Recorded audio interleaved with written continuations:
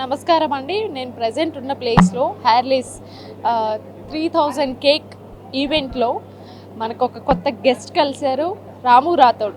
తను ఒక సింగర్, ఒక డాన్సర్. ఫైనల్స్ దాకా వెళ్ళి కొంచెం ఆగిపోయింది అక్కడికే జర్నీ. ఇంకా ఏం సాంగ్స్ ఉన్నాయి తన చేతిలో, ఇంకా దేంట్లో పర్ఫామ్ చేస్తున్నారు అనేది ఒకసారి ఆయన మాటల్లోనే తెలుసుకుందాం. హాయ్ అండి. కంగ్రాట్స్ అన్న ఫస్ట్ ఆఫ్ ఆల్, ఎందుకంటే ఫైనల్స్ దాకా వెళ్ళారు. అండ్ మన దాంట్లో అయితే కష్టం అక్కడ దాకా వెళ్ళి రావడం. సో ఎట్లా అనిపిస్తుంది? చాలా హ్యాపీగా ఉందమ్మా, చాలా ప్రౌడ్గా కూడా ఉంది. ఫైనలిస్ట్గా ఉన్న అక్కడ చాలా కష్టపడ్డా అండ్ చాలా హ్యాపీగా ఉంది. లైఫ్ అంతా చాలా హ్యాపీ. ఎందుకు అంటే లాస్ట్ మినిట్ దాకా వెళ్ళారు అని ఇంకేమైనా పార్షాలిటీ లాంటిది ఏమైనా చూపిస్తారు? ఇంకోటి ఏంటంటే వాళ్ళకి నచ్చిన కంటెస్టెంట్స్నే ఫైనల్స్లో చూపిస్తారు అనేసి ఒకటి ఉంది బయట టాక్. దాని గురించి ఫస్ట్ ఆఫ్ ఆల్ పార్షాలిటీ అనేది ఉంటే అసలు సెలెక్ట్ చేయరు. పార్షాలిటీ లేదు, టాలెంట్ని చూసే వాళ్ళు నన్ను సెలెక్ట్ చేశారు. అండ్ సెలెక్ట్ చేసి మీరు కంటెస్టెంట్గా ఉండాలి అని చెప్పేసి ఫైనల్ దాకా నన్ను తీసుకెళ్లారు. అండ్ దాంట్లో నా 100% నేను ఎఫర్ట్ పెట్టా.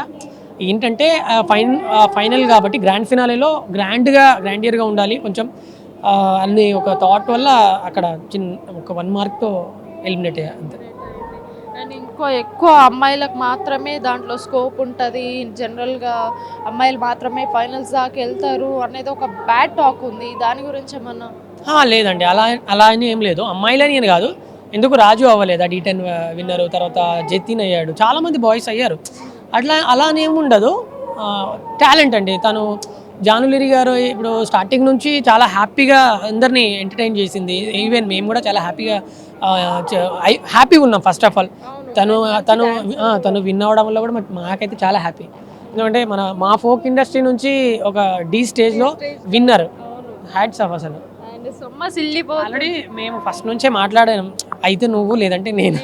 అంటే ముందే అనుకున్నారు, అయితే మీరమన్నా అయినా అవ్వాలి లేదంటే నేనన్నా అవ్వాలి అనేసి ముందే ఫిక్స్ అయి కూర్చున్నారు. So nice. అండ్ మీ ఒక సాంగ్ అయితే బాగా ఫేమస్ వచ్చింది, సొమ్మ సిల్లిపోతున్నవి. ఆ సాంగ్ మీకు ఎట్లా అనిపిస్తుంది? చాలా హ్యాపీ అండి. న్యాచురల్గా అయితే నేను చాలా చాలా చాలా మంది నన్ను ఆ సాంగ్ హిట్ అయిన తర్వాత ఇంటర్వ్యూస్ పిలిచాడు, తర్వాత చాలా సాంగ్స్ పాడిపించారు. చాలా సాంగ్స్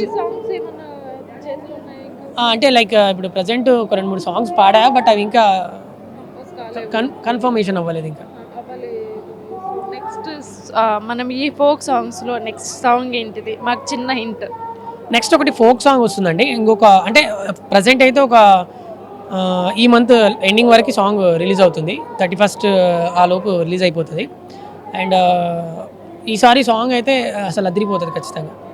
జనాలకు అందరికి కనెక్ట్ అవుతుంది సాంగ్. మంచి ఫోక్ సాంగ్, బీట్ ఉన్న సాంగ్. మూవీలో వెళ్ళే ఛాన్స్ ఏమైనా ఉందా, లేదంటే ఓన్లీ డాన్సింగ్ కాకుండా ఇంకేమైనా యాక్ట్ చేసే ఛాన్స్ ఏమైనా ఉందా? మూవీస్లో అంటే దేవుడి దయ అది. తప్పకుండా, ఎందుకంటే ఒక్కొక్క మెట్టు ఎక్కాల్సిందే కదా, మనం ఇంత కష్టపడుతుంది అంతే దానికోసమే. ఇక ఫ్లో అండి, అది ఒక ఫ్లో.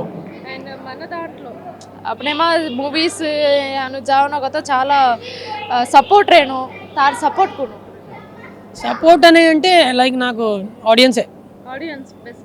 ఎస్, ఆడియన్స్ని మించిన సపోర్ట్ ఎక్కడ దొరకదు. అంతే. సో ఇంట్లో కన్నా ఆడియన్స్ సపోర్ట్ ఇస్తే మనం ఎక్కడ దాకా వెళ్తామో. మనల్ని ఒకేసారి ఫేమ్ చేసేది కూడా వాళ్ళే, ఒకేసారి డౌన్ చేసేది కూడా వాళ్ళే. సో ఆడియన్స్ అనుకుంటే ఖచ్చితంగా వెళ్ళే ఛాన్స్. ఎవరైనా ఇప్పుడు ఫర్ సపోజ్ చాలామంది అసలు సోషల్ మీడియాలో సెలబ్రిటీలే ఇప్పుడున్న ప్రజెంట్. చాలామంది సోషల్ మీడియా నుంచి మూవీస్లో కంటే సోషల్ మీడియాలోనే ఎక్కువ సెలబ్రిటీస్ రావడం, మళ్ళీ అక్కడ నుంచి ఒక్కొక్క మెట్టు మూవీస్లోకి రావడం కూడా ఉంది. మూవీస్లో కూడా వచ్చిన వాళ్ళు ఉన్నారు. దాని గురించి మీ అభిప్రాయం? అదే అమ్మా, ఇప్పుడు ఒకరి దగ్గరికి వెళ్ళేసి మాకు చాయిస్ ఇవ్వండి అంటే ఎవరు ఇవ్వరు. వాళ్ళ టాలెంట్ని వాళ్ళు సొంతంగా వాళ్ళ చిన్న ప్లాట్ఫామ్ని పెట్టుకొని, యూట్యూబ్ అని, ఇన్స్టా అని, అది ఇదని చెప్పి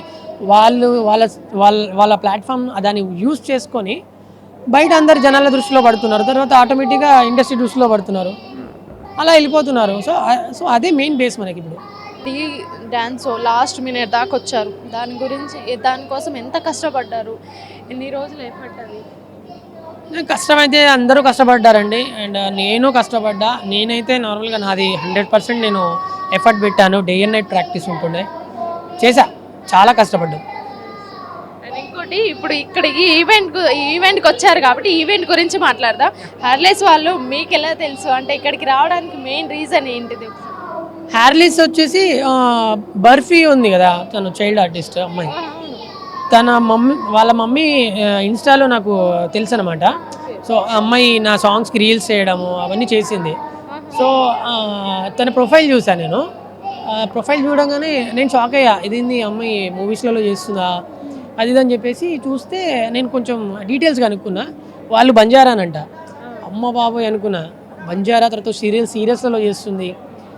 రీసెంట్గా దేవరా మూవీలో చేసింది, తర్వాత చాలా మూవీస్లలో చేస్తుంది.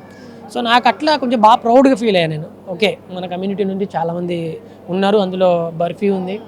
సో సక్సెస్ అయినారు, ఇంకా వరల్డ్ రికార్డ్ కూడా వచ్చింది. అవును, ఎట్లా అనిపిస్తుంది మీకు? అది చాలా హ్యాపీ అనిపిస్తుంది. అసలు చాలా ప్రౌడ్, అసలు not a joke, Guinness world record అంటే అసలు. సో కంగ్రాచులేషన్స్ వాళ్ళకి, పల్లవి టీవీ తరఫున. సో థ్యాంక్ యూ, చాలా ప్రౌడ్గా ఉందండి. లాస్ట్ అండ్ ఫైనల్ క్వశ్చన్ అన్న, ఇది హార్లెస్ గురించి ఒక్క మాటలో చెప్పాలి అనుకుంటే మీరేం చెప్తారు? ఏం లేదండి, అంటే నాకు అంత తెలియదు అసలు నాకు హార్లీస్ ఇది. సో ఇక్కడికి వచ్చిన తర్వాత చూస్తే అదే చూస్తున్నా, చాలా స్టన్ అయిపోయాను నేను. చాలా హ్యాపీ అనిపించింది ఇక్కడికి నేను వచ్చినందుకు, వన్ ఆఫ్ ది గెస్ట్గా ఉన్నందుకు.